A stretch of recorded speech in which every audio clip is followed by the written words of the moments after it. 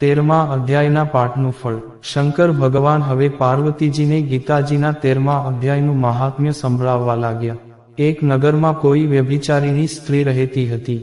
એક દિવસ આ કુલટા સ્ત્રીએ એક પુરુષને કહ્યું કે હું અમુક સમયે અમુક સ્થળે તમને મળીશ, પણ પેલા પુરુષને એ વાતનું ધ્યાન રહ્યું નહીં, તેથી તે સમયસર પેલી સ્ત્રીને મળી ન શક્યો।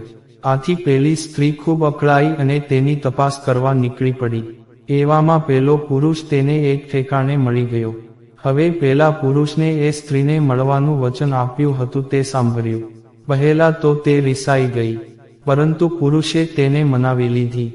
પછી બંને હર્ષગેલા થઈને ઝાડ નીચે બેઠા ને થોડી જ વારમાં એક દીપડો ત્યાં ધસી આવી પેલી સ્ત્રીને કહેવા લાગ્યો, હું તને ખાઈ જઈશ, તું બહુ જ દુરાચારી છે, માટે જીવતી રહેવા યોગ્ય નથી।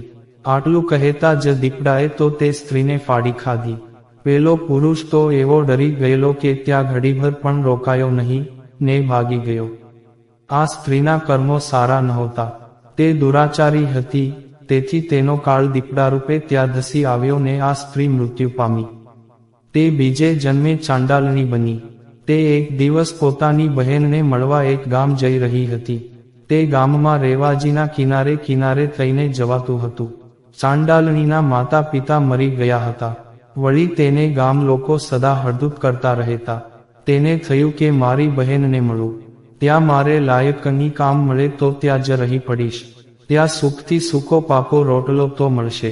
વળી તેનો બનેવી 3 સ્મશાનનો સ્વામી હતો, આથી તેની આવક પણ સારી હતી। તે બહેનને ગામ જવા ચાલી નીકળી। રેવાને કિનારે કિનારે ચાલતા તે બહેનના ગામ પાસે આવી પહોંચી। ગામનું સ્મશાન ગામ પૂરું થયા પછી આવતું હતું।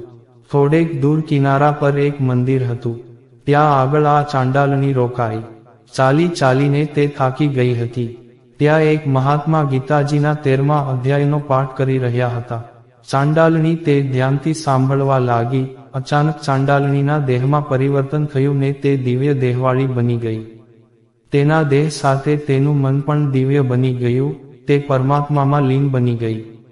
તેને લેવા દેવવિમાન આવ્યું ને તેનો વૈકુંઠમાં વાસ થયો। આ હતું 13મા અધ્યાયના પાઠનું ફળ। ભગવાન શંકરે આ રીતે ગીતાજીના 13મા અધ્યાયનું ફળ સમજાવ્યું। જય શ્રી કૃષ્ણ।